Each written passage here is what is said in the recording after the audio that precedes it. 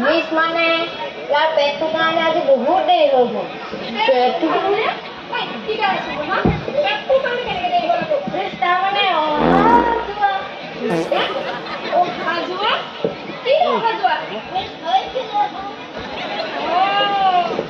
আৰু হ'ব কাৰ ঘৰত বিয়া আছে, কাৰ ঘৰত সকাম আছে, তহঁতে এইটো পেট নহয় নহয়, তহঁতে এইটো জয় ভুল বিয়া সকাম খাবলৈ গৈছিলি।